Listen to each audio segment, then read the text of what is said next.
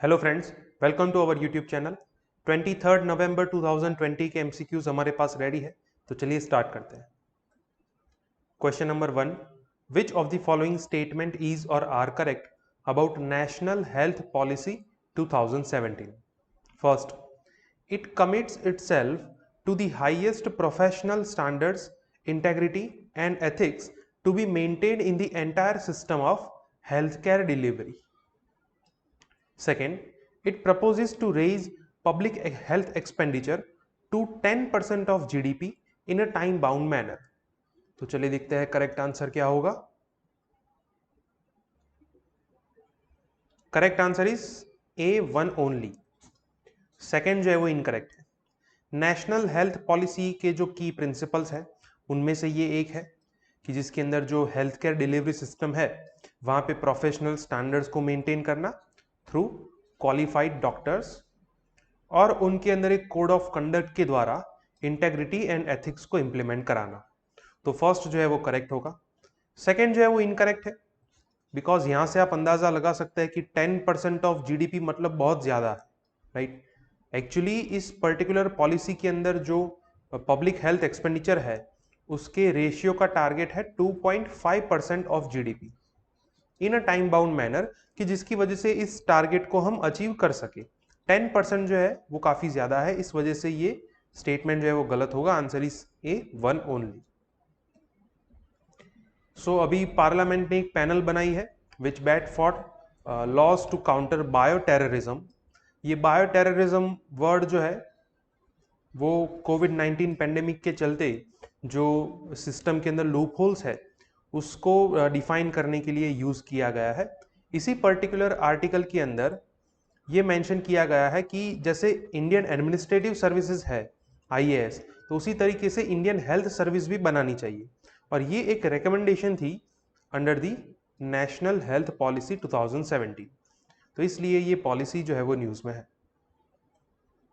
Question number 2, which of the following statement is और are correct about national green tribunal? NGT के बारे में कौन सा स्टेटमेंट करेक्ट है? First, it has both original and appellate jurisdictions. Second, acts for the violation of forest rights of STs, that is scheduled tribes, and forest dwellers can be challenged before NGT. तो चलिए देखते हैं correct answer क्या होगा।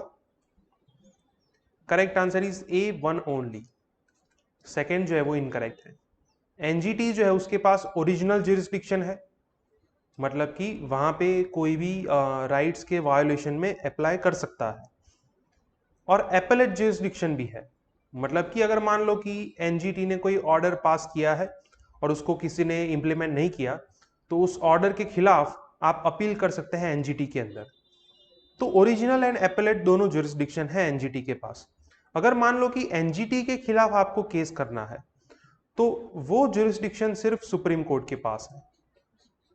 Only the supreme court can entertain any appeal against NGT. तो first जो है वो करेक्ट होगा। सेकेंड जो है वो इनकरेक्ट है, बिकॉज एनजीटी जो है उसके अंदर दो एक्सेप्शंस है। There are two exceptions in the NGT.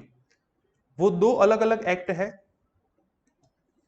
जिसके अंदर फर्स्ट नंबर पे है wild life protection act 1972 and दूसरा है फॉरेस्ट राइट्स एक्ट 2006। ये दो एक्ट जो है उसके अंदर जो ऑफेंसेस है वो एनजीटी हैंडल नहीं कर सकती। मतलब कि ये दो एक्ट जो है उसके एक्सेप्शन में है, इसके इन्वेस्टिगेशन या फिर इसके इश्यूज को एड्रेस करने की अथॉरिटी एनजीटी के पास नहीं है। यहां पे क्या लिखा है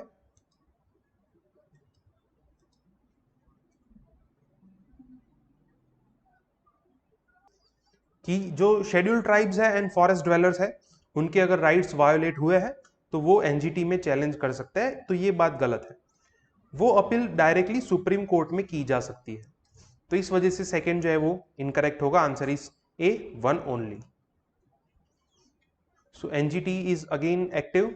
एनजीटी और सीपीसीबी के बीच में ये जो रेन वाटर हार्वेस्टिंग के ऊपर सेंट्रल पॉल्यूशन कंट्रोल बोर्ड ने रिपोर्ट बनाया था उसके चलते ये डिस्प्यूट चल रहा है, और एनजीटी ने स्टेट्स एंड यूनियन टेरिटरीज को ये डायरेक्शन दी है कि ये पर्टिकुलर इश्यू को डील करने के लिए नोडल एजेंसीज जो है वो बनाई जाए।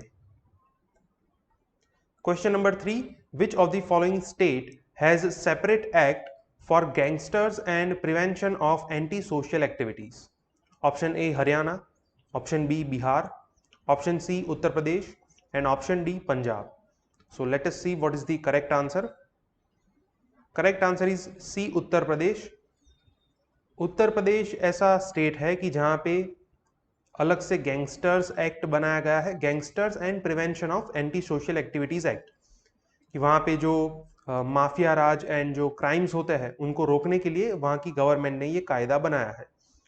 तो उसी के चलते उसी एक्ट को इम्प्लीमेंट करने के लिए वहां के जो चीफ मिनिस्टर है उन्होंने ऑफिशियल्स को ये डायरेक्शन दी है to act tough in illicit liquor case. Question number 4, the Icha dam sometimes seen in news, it is disputed between dash and dash. Option A Karnataka and Goa, option B Karnataka and Tamil Nadu, option C Odisha and Jharkhand and option D Telangana and Andhra Pradesh. तो चलिए देखते हैं correct answer क्या होगा। Correct answer is C Odisha and Jharkhand. ये dam जो है वो ओडिशा एंड झारखंड के बीच में डिस्प्यूटेड है। रीजन ये है कि ये अभी अंडर कंस्ट्रक्शन है। झारखंड गवर्नमेंट जो है उन्होंने अभी तक अपना काम जो है वो शुरू नहीं किया। ये डैम जो है वो ओडिशा के अंदर फ्लड प्रिवेंशन के लिए काफी महत्वपूर्ण है। तो इसके चलते ओडिशा के जो चीफ मिनिस्टर है उन्होंने झारखंड के चीफ मिनिस्टर को ये कहा है कि ये डैम प्रोजेक्ट के ऊपर अपना काम जल्दी से शुरू करे ताकि ओडिशा के अंदर ये फ्लड मिटिगेशन का काम जो है वो जल्दी से हो सके। Question number 5, which of the following pairs are matched correctly? First, Bharatnatyam, Tamil Nadu. Second, Kathak and Kerala. Third, Kuchipudi and Andhra Pradesh. तो चलिए देखते हैं करेक्ट आंसर क्या होगा। Correct answer is C 1 and 3। Second जो है वो incorrect है। Bharatanatyam is a classical dance of Tamil Nadu, correct. Kathak is a classical dance of Uttar Pradesh. Actually Kathakali जो है वो केरला का क्लासिकल डांस है एंड कथक जो है वो उत्तर प्रदेश का क्लासिकल डांस है। Kuchipudi is a classical dance of Andhra Pradesh. तो ये फर्स्ट एंड थर्ड जो है वो करेक्ट है। सो किस तरीके से कोविड-19 पेंडेमिक की वजह से जो भरतनाट्यम के आर्टिस्ट है उनको तकलीफ हो रही है उसके चलते ये आर्टिकल न्यूज में था। सो अभी तक हमने जितने भी 5 आर्टिकल्स देखे वो संडे के न्यूज़पेपर के थे। अभी बाकी के जो क्वेश्चंस हम देखेंगे वो आज के न्यूज़पेपर में से देखेंगे। Question number 6, which of the following state recently amended acts to deal with defamation cases that became controversial with freedom of speech and expression? First, Assam. Second, Kerala. Third, Tamil Nadu. And fourth, Punjab. तो चलिए देखते हैं correct answer क्या होगा। Correct answer is B Kerala. Kerala के अंदर वहां के जो गवर्नर है उन्होंने रिसेंटली ऑर्डिनेंस के थ्रू जो केरला पुलिस एक्ट है 2011 उसके अंदर अमेंडमेंट लाए थे which gave more powers to police to prosecute persons who exploit various communication platforms to slander fellow citizens. मतलब कि सिटीजन्स जो है वो कम्युनिकेशन प्लेटफॉर्म मतलब कि जो सोशल मीडिया के अलग अलग माध्यम है उसके द्वारा इंफॉर्मेशन एक्सचेंज करते हैं, तो उसको प्रोसिक्यूट करने के लिए पुलिस को ये पावर दिया गया है।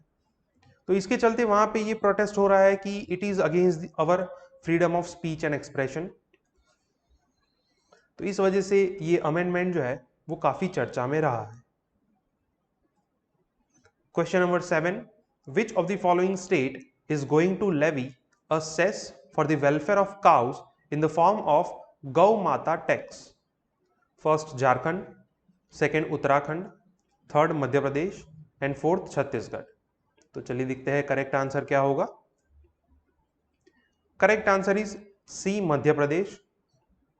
मध्य प्रदेश के जो चीफ मिनिस्टर है उन्होंने काउ वेलफेयर के लिए ये प्रपोजल रखा है कि एक गौ माता टैक्स जो है वो इंपोज किया जाए जिसमें जो भी फंड एकत्र होगा उस फंड को काउ वेलफेयर के लिए यूज किया जाएगा। Question number 8, which of the following are saline features of India's intended nationally determined contributions, that is INDCs? First, to reduce the emission intensity of its GDP by 33 to 35% by 2030 from 2005 level. Second, to achieve about 40% cumulative electric power installed capacity from non-fossil fuel based energy resources by 2030. Third, 450 gigawatts of renewable energy production by 2030. तो चलिए देखते हैं correct answer क्या होगा। Correct answer is D 1, 2 and 3। तीनों statement correct है। India ने Paris agreement 2015 के अंडर जो इंटेंडेड नेशनली डिटरमाइंड कंट्रीब्यूशंस है वो डिक्लेयर किए थे, उसमें से ये 3 करेक्ट है।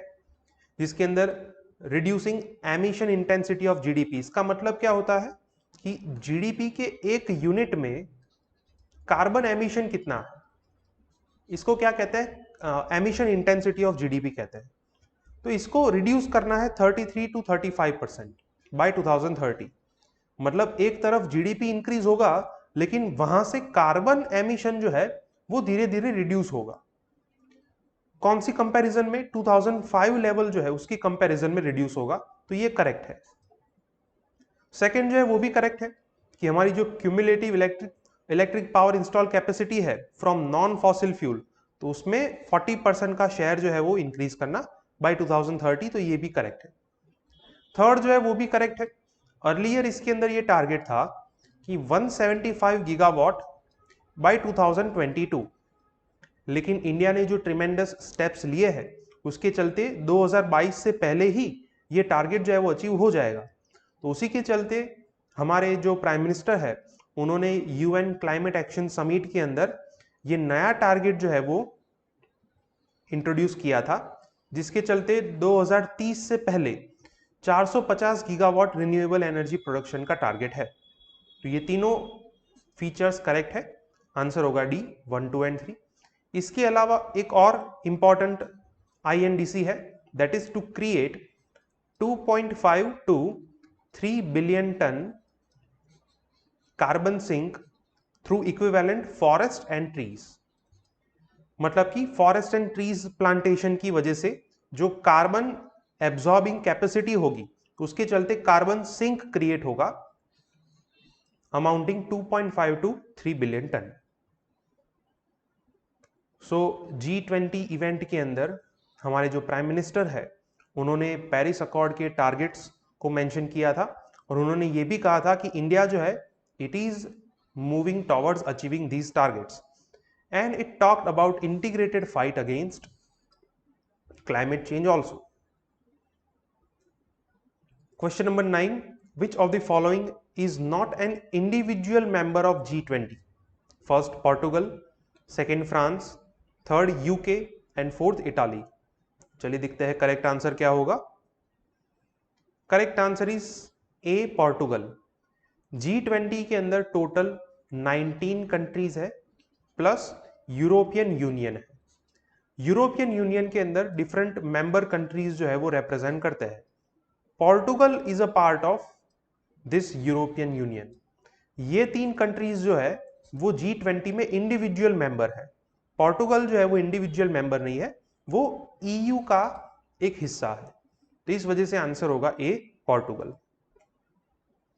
तो जैसा कि हमने देखा कि G20 एनुअल इवेंट के अंदर हमारे प्राइम मिनिस्टर ने स्पीच दी। G20 के ऊपर 2020 के प्रीलिम्स में भी एक क्वेश्चन आया था।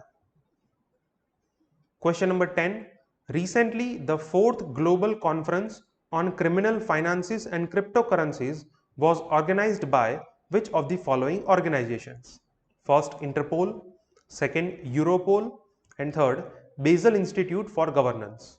तो चलिए देखते हैं करेक्ट आंसर क्या होगा। Correct answer is D 1, 2 and 3। ये तीनों एजेंसीज के द्वारा रिसेंटली ये जो global conference on criminal finances and crypto currencies है वो ऑर्गेनाइज की गई थी। तो उसके अंदर टोटल 132 कंट्रीज ने पार्टिसिपेट किया था and they all felt their concern about the cryptocurrencies. Okay friends, तो आज के 10 MCQs यहाँ पे कंप्लीट होते हैं। अगर आपको कोई डाउट है तो आप कमेंट सेक्शन में लिख सकते हैं। हमारे वीडियो आपको पसंद आए तो वीडियो को लाइक कीजिए और हमारे चैनल को सब्सक्राइब कीजिए। Thank you.